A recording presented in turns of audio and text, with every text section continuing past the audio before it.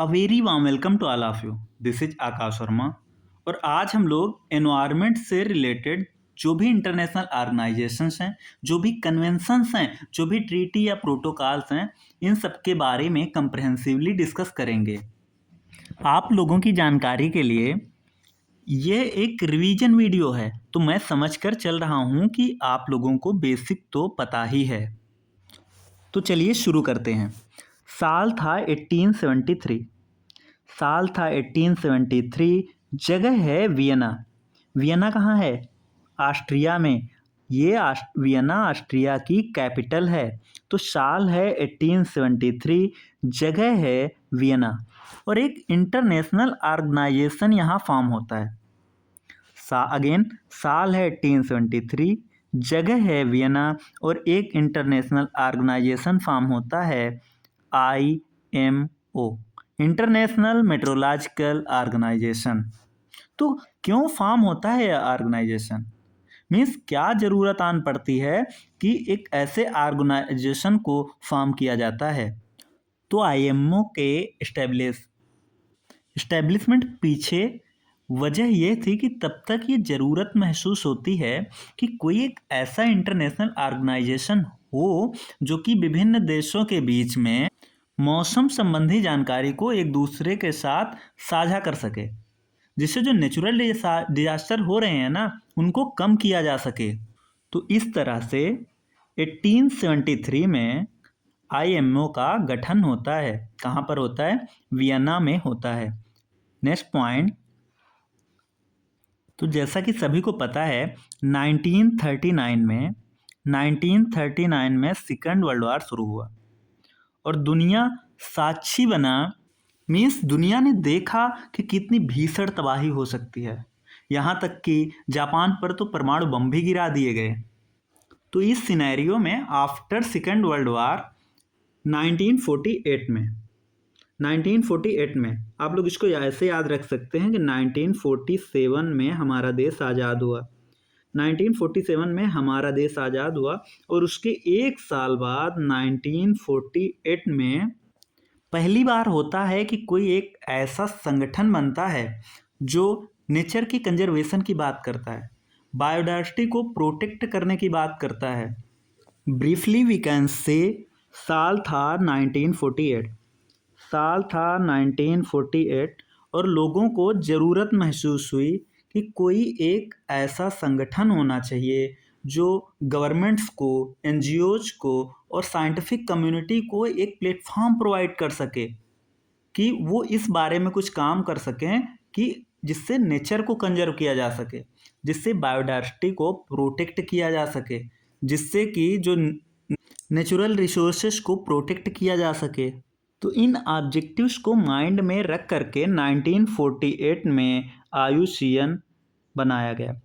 IUCN जब बना तब इसका ओरिजिनली नाम हुआ करता था international union for protection of nature, लेकिन बाद में इसको रीनेम किया गया international union for conservation of nature.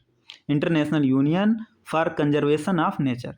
इसका हेडक्वार्टर कहाँ है? ग्लांड, फ्रांस में। ये बहुत बार एग्जाम में स्टेटमेंट बना देते हैं हेडक्वार्टर से रिलेटेड, तो आप लोग याद रख लेंगे कि IUCN का जो हेडक्वार्टर है वो ग्लांड, फ्रांस में है।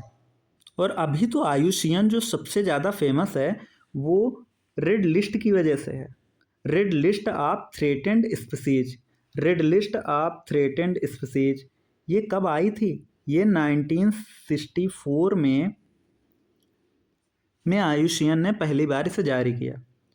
तो 1948 में IUCN बना। क्यों बना? नेचर को कंजर्व करने के लिए, नेचर को प्रोटेक्ट करने के लिए। सबसे ज़्यादा फेमस है red list of threatened species के चलते, और ये 1964 में सबसे पहले IUCN ने जारी की थी। तो ये जो red list of threatened species है, हमें इससे ये जानकारी मिलती है कि जो ग्लोबल लेवल पर जैसे एनिमल हो गया, फंगस हो गया, प्लांट स्पीसीज हो गया, के विलुप्त होने का कितना खतरा है। मीन्स रिस्क ऑफ एक्सटिंक्शन कितना है, कि वो कितना थ्रेटेंड हैं। तो जो red list of threatened species है, ये स्पीसीज को 9 कैटेगरीज में क्लासीफाई करती है। फर्स्ट वन है नॉट इवेल्युएटेड, सेकंड है डेटा डिफिशिएंट, थर्ड है लीस्ट कंसर्न, फोर्थ है near threatened, vulnerable, endangered, critically endangered, extinct in the wild and extinct. और ये जो हैं ये एक्सटिंक्शन रिस्क के बढ़ते हुए ऑर्डर में हैं। तो आइए वन बाय वन इनको समझते हैं। फर्स्ट वन है नॉट इवेल्युएटेड। नॉट इवेल्युएटेड में वो स्पीसीज आती हैं जो कि एग्जिस्ट तो करती हैं लेकिन IUCN उनको असिस्ट ही नहीं करता। सेकंड आती है data deficient.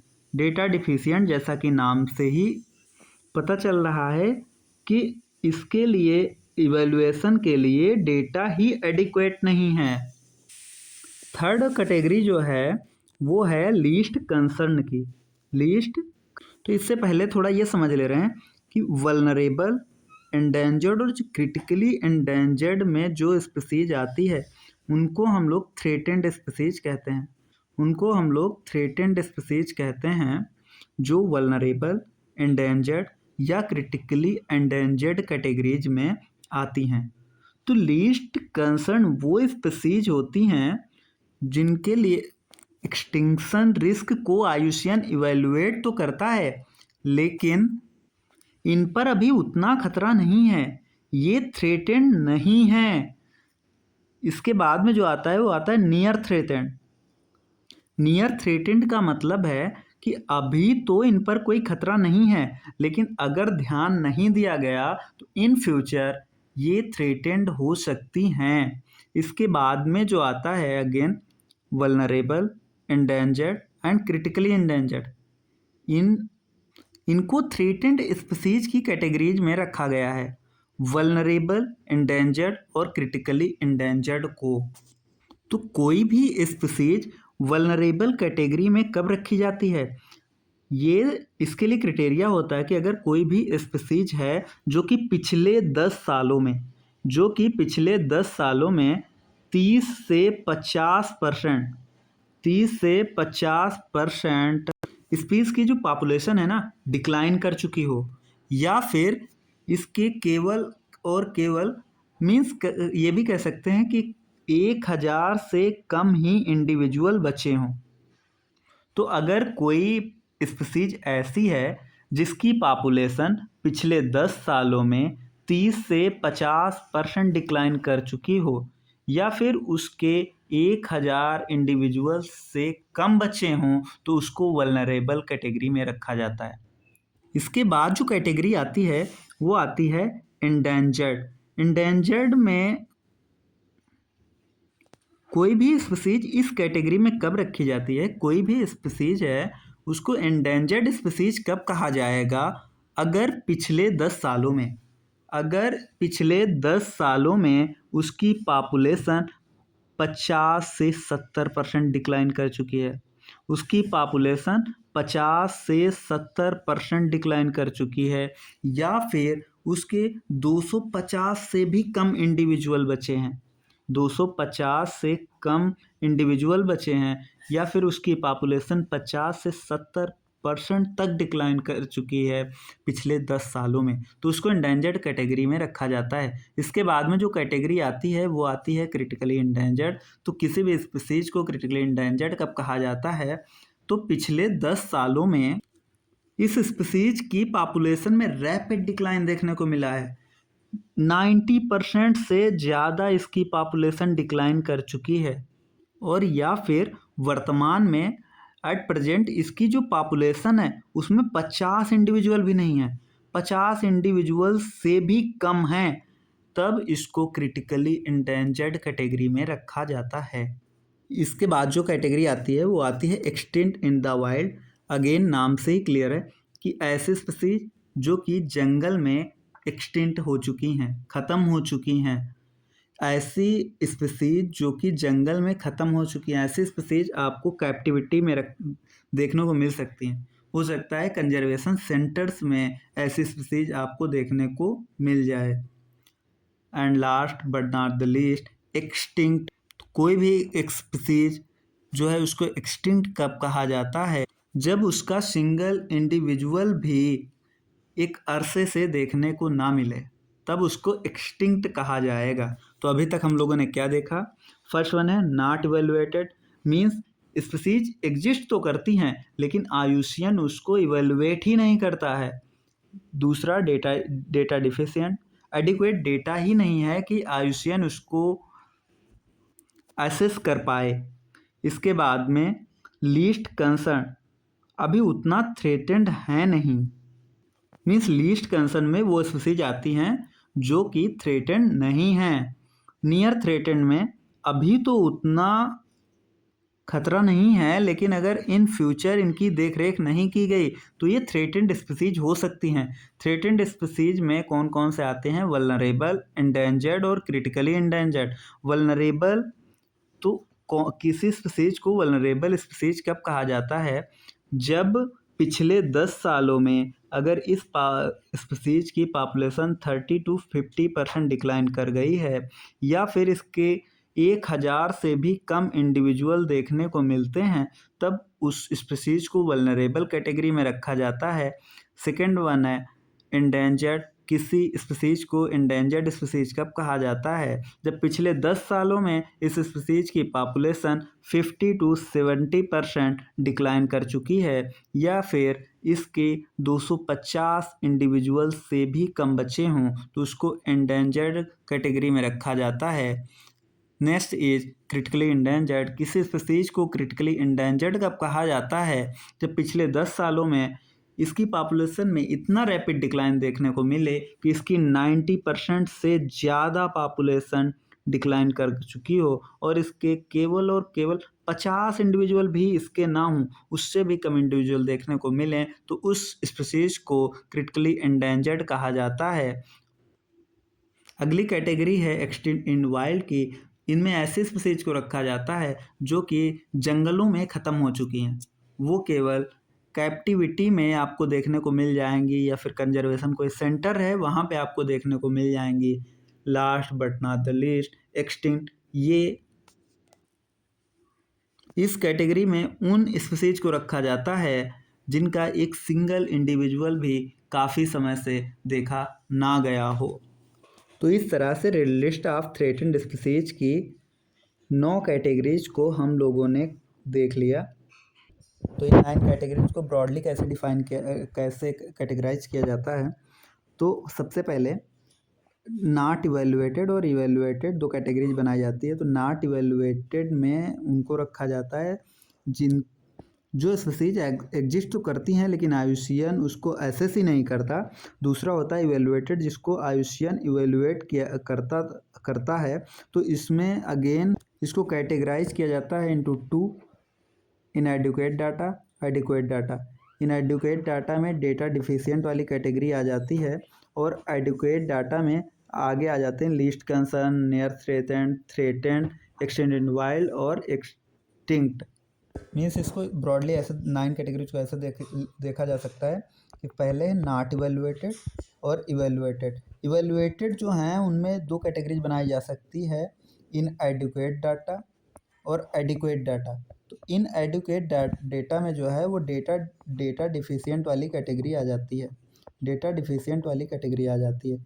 Again adequate data में least concern, near threatened, extinct इन वाइल्ड और एक्सटिंक्ट, ये आ जाती हैं। और आगे थ्रेटेंड को फिर से 3 में कैटेगराइज किया जा सकता है, vulnerable, endangered, critically endangered. IUCN red list of threatened species निकालने के अलावा एक और लिस्ट जारी करता है, red list of ecosystems. Red list of ecosystems वो इकोसिस्टम के बारे में जानकारी देता है। ऐसे ही उसके अदर कंजर्वेशन टूल भी देखे जा सकते हैं। एक है वर्ल्ड डेटाबेस ऑफ की biodiversity areas. World database of की बायोडायवर्सिटी एरियाज ये आपको डायरेक्ट एज ए क्वेश्चन के फॉर्म में पूछ लेगा कि world database of key biodiversity areas ये किससे रिलेटेड है, और आपको 4 ऑप्शन दे देगा। तो आपको इसमें बताना है कि ये IUCN से रिलेटेड है, world database of key biodiversity areas. और इसके अलावा world heritage outlook, world heritage outlook ये कौन रिलीज करता है, तो ये IUCN रिलीज करता है। तो IUCN के 4 कंजर्वेशन टूल्स हैं। First one, red list of ecosystem. Second, red list of threatened species. Third one, world database of key biodiversity areas. And fourth, world heritage outlook. World heritage outlook ये बहुत ही confusing है, तो इसको आप लोग अच्छे से याद कर लेंगे कि वर्ल्ड हेरिटेज आउटलुक ये IUCN का है। चलिए आगे चलते हैं। तो अभी हमने क्या देखा था, हमारा देश कब आज़ाद हुआ, 1947। 1947 देश आज़ाद होने के 1 साल बाद यानी 1948 में IUCN बना। और हमारा संविधान कब लागू हुआ, हमारा संविधान लागू हुआ 1950। और देश में हमारा संविधान लागू होने के 1 साल बाद मीन्स 1951। 1951 में अगेन क्या होता है कि जो इंटरनेशनल मेट्रोलॉजिकल ऑर्गेनाइजेशन था, कब बना था ये बना था 1873 में। कहाँ पर, वियना में। तो 1951 में IMO को रिप्लेस कर दिया जाता है WMO से। तो साल था 1951। 1951 में WMO जो है वो IMO को रिप्लेस कर देता है, और WMO एज UN की एक एजेंसी के तौर पर काम करने लगता है। आप लोग एक्टिवली रिकॉल करेंगे WMO का हेडक्वार्टर कहाँ है, तो WMO का जो हेडक्वार्टर है वो है जिनेवा, स्विट्जरलैंड। कहाँ है, जिनेवा, स्विट्जरलैंड में WMO का हेडक्वार्टर है। तो अभी तक हम लोगों ने क्या देखा, 1873 में IMO आता है, 1948 में IUCN को इस्टेब्लिश किया जाता है, और इसके बाद में 1951 में IMO को रिप्लेस करके WMO UN के ऑर्गेनाइजेशन के रूप में IMO को रिप्लेस कर देता है। 1951 के ठीक 10 साल बाद 1961 में WWF को रजिस्टर्ड किया जाता है, world wide fund for nature. WWF को रजिस्टर्ड किया जाता है। और WWF का हेडक्वार्टर कहाँ पर है, एक्टिवली रिकॉल करेंगे आप लोग, WWF का हेडक्वार्टर कहाँ पर है, तो ये भी ग्लांड, स्विट्जरलैंड में है। और ग्लांड, स्विट्जरलैंड में हम लोगों ने देखा था किसका हेडक्वार्टर और है, तो IUCN का हेडक्वार्टर भी ग्लांड, स्विट्जरलैंड में है। WMO का हेडक्वार्टर कहाँ पर है, तो WMO का हेडक्वार्टर जिनेवा, स्विट्जरलैंड में है। और WWF से रिलेटेड 2 चीज़ें आप लोग ध्यान रख लेंगे। एक है अर्थ आवर। अर्थ आवर क्या है, ये माना जाता है कि वर्ल्ड का लार्जेस्ट ग्रास रूट मूवमेंट है रिगार्डिंग नेचर को लेके वर्ल्ड का लार्जेस्ट ग्रास रूट मूवमेंट है। कब शुरू हुआ, 2007 में ऑस्ट्रेलिया से शुरू हुआ था। 2007 में ऑस्ट्रेलिया से मूवमेंट शुरू हुआ था, और बाद में फिर पूरी दुनिया में ही फैल गया। इसमें एक्चुअली होता क्या था कि मतलब लाइट ऑफ करने वाला आप लोगों ने सुना ही होगा। इसके बाद में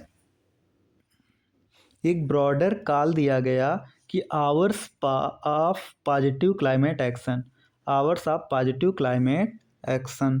और दूसरा आप लोग याद रखें कि लिविंग प्लानट इंडेक्स ये किसका है, तो लिविंग प्लानट इंडेक्स जो है ये world wide fund for nature ये रिलीज करता है। इसके बाद में 1963 में PTBT साइन होती है। तो ये सभी न्यूक्लियर टेस्ट को प्रोहिबिट करती है एक्सेप्ट अंडरग्राउंड, मीन्स अंडरग्राउंड जो न्यूक्लियर टेस्ट होंगे उनको छोड़ दिया जाए, तो और जितने भी न्यूक्लियर टेस्ट होंगे उन सबको ये प्रोहिबिट करती है। तो ये कब साइन हुई, ये 1963 में साइन हुई। PTBT फुल फॉर्म क्या है, partial test ban treaty, partial test ban treaty. 1961 में WWF आया और उसके ठीक 10 साल बाद 1971 में एक बहुत ही फेमस कन्वेंशन साइन हुआ, रामसर कन्वेंशन। रामसर कन्वेंशन किससे रिलेटेड है? तो ये वेटलैंड के कंजर्वेशन से रिलेटेड है। और रामसर कन्वेंशन के अंडर ही मॉन्ट्रेक्स रिकॉर्ड मेंटेन किया जाता है। और मॉन्ट्रेक्स रिकॉर्ड में इंडिया की 2 साइट्स हैं, केवलादेव नेशनल पार्क और लोकटक लेक। लोकटक लेक कहाँ है? मणिपुर में है। केवलादेव नेशनल पार्क राजस्थान में है। लोकटक लेक से रिलेटेड आप लोगों ने फुमडीश का सुना होगा। फुमडीश लोकटक लेक से रिलेटेड है। तो ये फुमडीश होता क्या है? तो मणिपुर की जो लोकटक लेक है उस पर आप फ्लोटिंग वेजिटेशन देखते हैं, वो फ्लोटिंग वेजिटेशन ही फुमडीश है। तो रामसर कन्वेंशन कब आया? 1971 में आया। किससे रिलेटेड है? वेटलैंड के कंजर्वेशन से रिलेटेड है। Under Ramsar convention Montreux record maintain किया जाता है और इसमें इंडिया की 2 साइट्स हैं, केवलादेव नेशनल पार्क और लोकटक लेक। लोकटक लेक कहाँ है? मणिपुर में है। और लोकटक लेक में फुमडीश देखने को मिलते हैं। फुमडीश क्या होते हैं?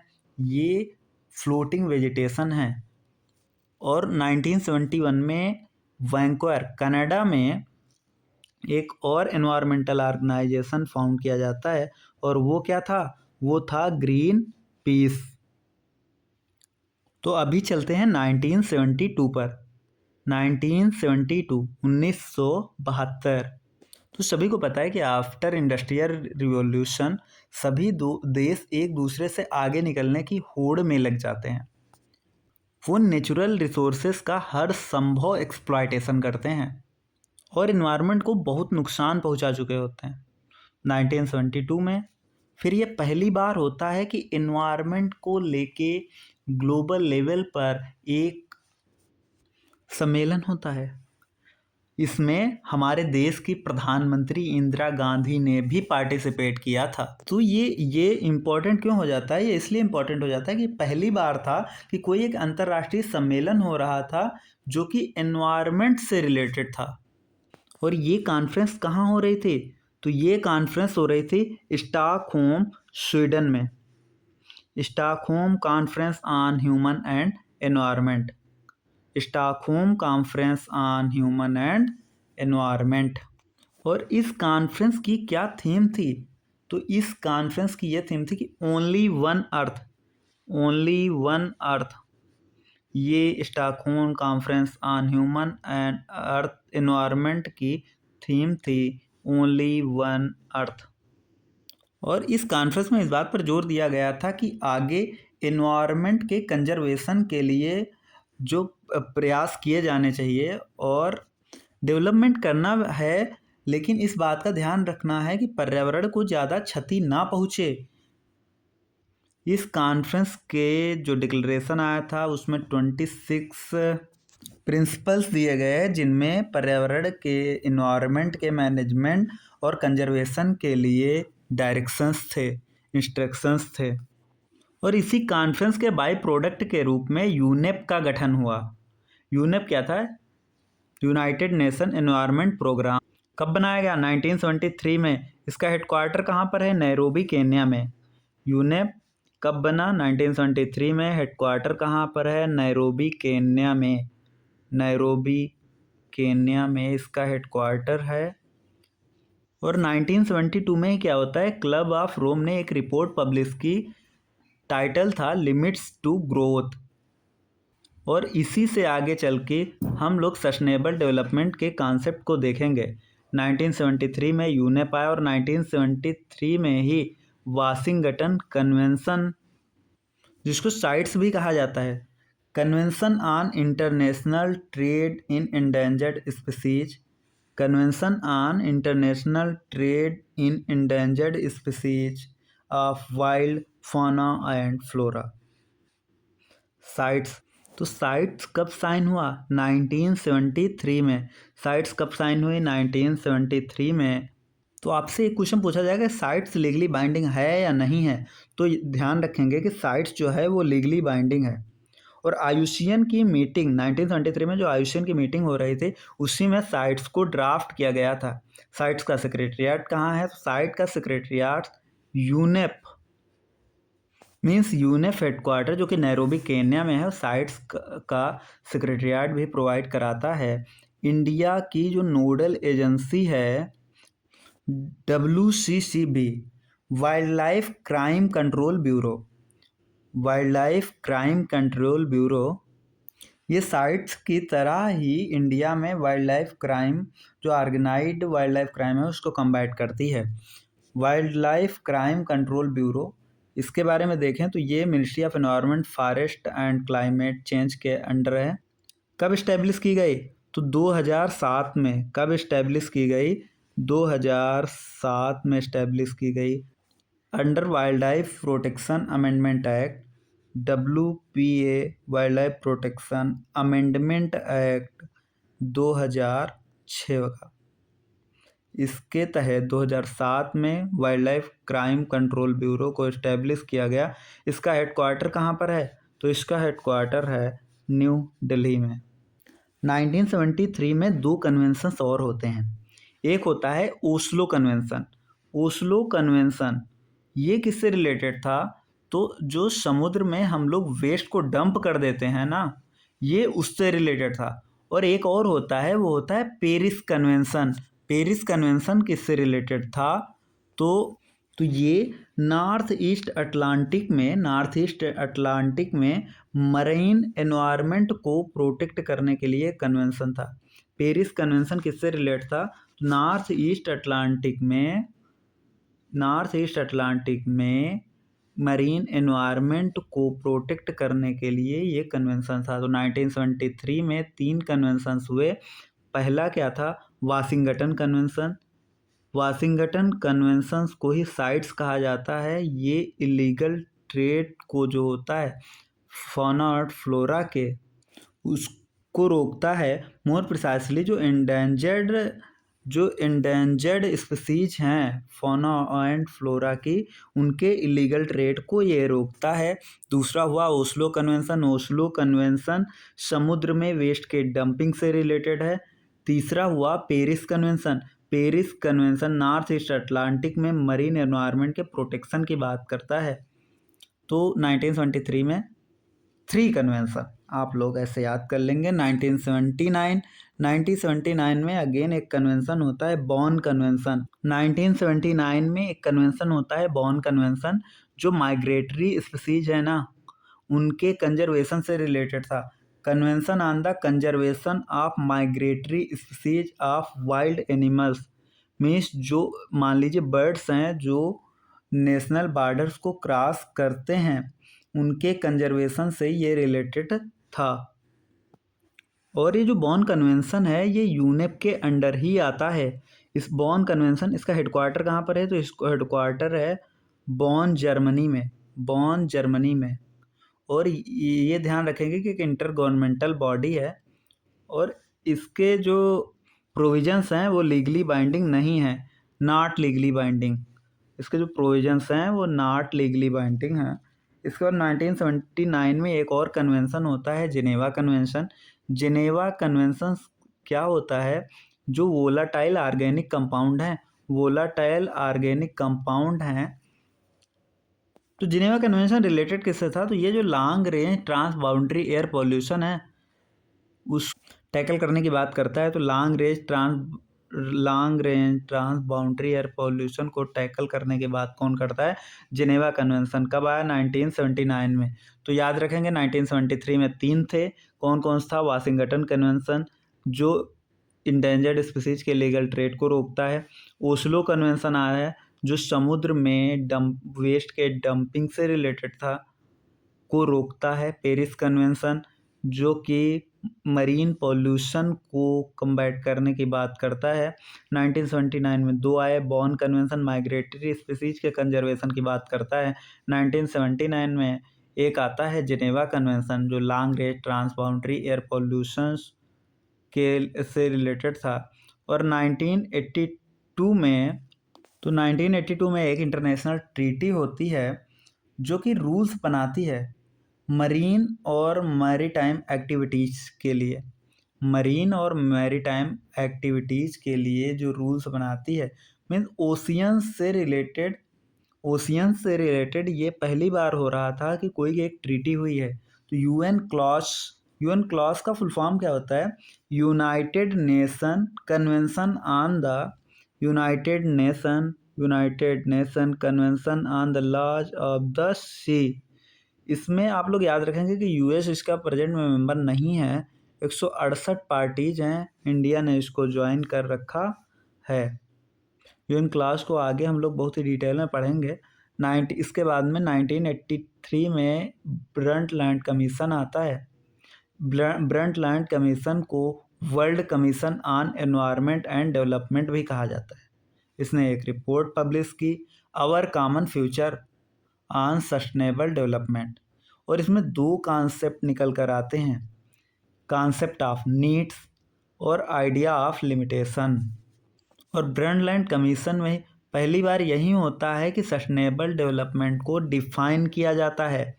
सस्टेनेबल डेवलपमेंट क्या होता है कि आप डेवलपमेंट्स के लिए नेचुरल रिसोर्सेस का दोहन करें, लेकिन ये भी ध्यान रखें कि आगे आने वाली जो पीढ़ियां हैं उनके लिए पर्याप्त रिसोर्सेस बचे रह जाएं। मीन्स नेचुरल रिसोर्सेस को आप ऐसे यूज करेंगे कि जो आगे आने वाली फ्यूचर जनरेशन्स हैं उनके लिए पर्याप्त रिसोर्सेस बचे रह जाएं, कि वो भी अपना डेवलपमेंट इंश्योर कर सकें। 1985 में वियना कन्वेंशन होता है जो ओजोन के लिए था। तो ओजोन लेयर के प्रोटेक्शन के लिए एक कन्वेंशन हुआ। पहली बार हुआ था कि ओजोन लेयर के प्रोटेक्शन के लिए कोई कन्वेंशन हुआ था।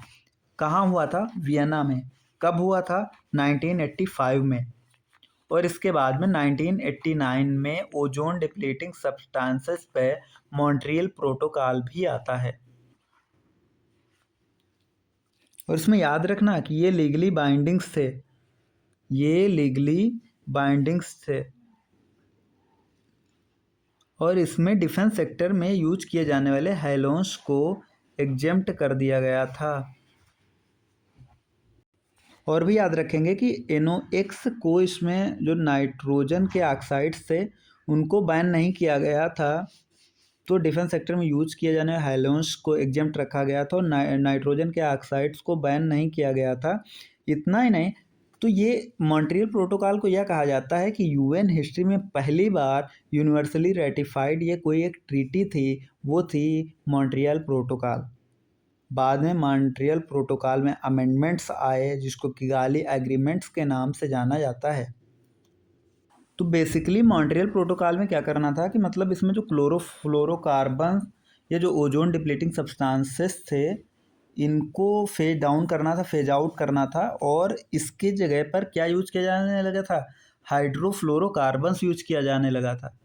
लेकिन क्या होता है, तो होता यह है कि हाइड्रोफ्लोरोकार्बन से ओजोन को तो प्रोटेक्ट किया जा सकता है, लेकिन ये हाइड्रोफ्लोरोकार्बन जो पोटेंट ग्रीन हाउस गैस है, तो ऐसे में हाइड्रोफ्लोरोकार्बन्स को भी फेज आउट करना पड़ा। तो किगाली अमेंडमेंट में क्या होता है, किगाली अमेंडमेंट ये बोला गया था कि जो हाइड्रोफ्लोरोकार्बन्स हैं उसको 80% तक रिड्यूस करना है इन द नेक्स्ट 30 ईयर्स, और जो ग्रीन हाउस गैस है उसको 0.5% तक कम करना है। और 2019 से इसको कंट्रीज पे बाइंडिंग कर दिया गया। यहाँ पर एक पॉइंट और है, याद रखेंगे कि इंडिया ने किगाली को साइन तो किया है, लेकिन अभी तक रेटिफाई नहीं किया है। हाइड्रोफ्लोरोकार्बन से रिलेटेड एक स्टेटमेंट है जो बार बार क्वेश्चंस में आपको देखने को मिल जाएगी कहीं ना कहीं। हाइड्रोफ्लोरोकार्बन्स आर लेस स्टेबल, तो ये CFC से लेस स्टेबल होते हैं। ज़्यादा स्टेबल कौन होता है? Chlorofluorocarbon. And have smaller life span, और लाइफ स्पैन भी इनका कम होता है। तो जो हाइड्रोफ्लोरोकार्बन होते हैं वो लेस स्टेबल होते हैं और इनका स्मॉलर लाइफ स्पैन होता है, लेकिन इनका जो ग्लोबल वार्मिंग पोटेंशियल है वो CFC से ज़्यादा होता है। तो 1988 पे चलते हैं। 1988 पे IPCC का गठन हुआ, और IPCC को इस्टेब्लिश किसने किया था? तो WMO और यूनेप ने। तो 1988 में क्या होता है, 1988 में क्लाइमेट चेंज को बेहतर ढंग से समझने के लिए WMO और यूनेप ने IPCC का गठन किया। WMO और यूनेप ने IPCC का गठन किया। IPCC का फुल फॉर्म क्या है, inter governmental panel on climate change. ये क्वेश्चन यूपीएससी ने पूछा भी है, inter governmental panel on climate change. तो ये जो है ये क्लाइमेट साइंस को एसेस करती है, क्लाइमेट चेंज से रिलेटेड सारे पॉइंट्स को समझती है। लेकिन आप लोग यहाँ पर एक चीज़ याद रखेंगे कि ये खुद रिसर्च नहीं करती है। यही स्टेटमेंट यूपीएससी में बनाई गई थी और ये स्टेटमेंट गलत थी। ये स्टेटमेंट गलत दी गई थी वहाँ पर। तो आप लोग याद रखेंगे कि IPCC कभी भी रिसर्च खुद से नहीं करता। 1989 में बेसल कन्वेंशन आता है और बेसल कन्वेंशन किससे रिलेटेड था, वो ट्रांस बाउंड्री वेस्ट और इसके डिस्पोजल से रिलेटेड था। मीन्स ये जो ट्रांस बाउंड्री वेस्ट को डिस्पोजल किया जाता है उसको कंट्रोल करने की बात कर रहा था। तो बेसल कन्वेंशन इंडिया ने इसको कब रेटिफाई करा, इंडिया ने 1992 में इसको रेटिफाई किया था। और वेस्ट का मतलब यहाँ है कि e waste, plastic waste, obsolete ships, ये सबको अंडर वेस्ट कंसीडर किया जाता है। हाँ, यहाँ पर आप लोग एक चीज़ और ये ध्यान रखें कि रेडियो एक्टिव जो वेस्ट होता है उसको इसमें इंक्लूड नहीं किया गया था। और जो बेसल कन्वेंशन था ये नॉन बाइंडिंग है। बेसल कन्वेंशन जो है नॉन बाइंडिंग है। बेसल कन्वेंशन कब आया, 1989 में। किससे रिलेटेड था, तो ये जो ट्रांस बाउंड्री वेस्ट और इसके डिस्पोजल को कंट्रोल करने की बात करता है। इंडिया ने कब रेटिफाई किया, 1992 में रेटिफाई किया। और जो टर्म यहाँ पर वेस्ट है वो ई वेस्ट, प्लास्टिक वेस्ट और ऑब्सोलीट शिप ये सबको इंक्लूड करता है, लेकिन रेडियो एक्टिव वेस्ट को इंक्लूड नहीं करता। ये नॉन बाइंडिंग है, ये नॉन बाइंडिंग है।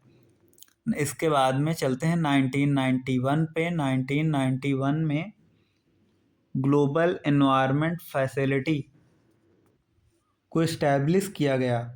और इसको इस्टेब्लिश किसने किया था, तो वर्ल्ड बैंक ग्रुप ने इसको इस्टेब्लिश किया था। किसके साथ मिलकर के, यूनेप और UNDP के साथ मिलकर के। तो आप इसको याद रखेंगे कि वर्ल्ड बैंक ग्रुप, यूनेप और UNDP मिलकर के ग्लोबल एनवायरनमेंट फैसिलिटी को इस्टेब्लिश करते हैं। कब करते हैं, 1991 में करते हैं। तो साल था 1991। 1991 में वर्ल्ड बैंक, यूनेप और UNDP ने मिलकर एक फंड इस्टेब्लिश किया, वो था ग्लोबल एनवायरनमेंट फैसिलिटी। ये फाइनेंशियल मैकेनिज्म था जो कि फंड प्रोवाइड करता था। 5 प्रोग्राम्स हैं इसमें और ये क्वेश्चन बार बार पूछा जाता है। UNCBD, UNFCCC, UNCCD। अभी इन तीनों के बारे में हम लोग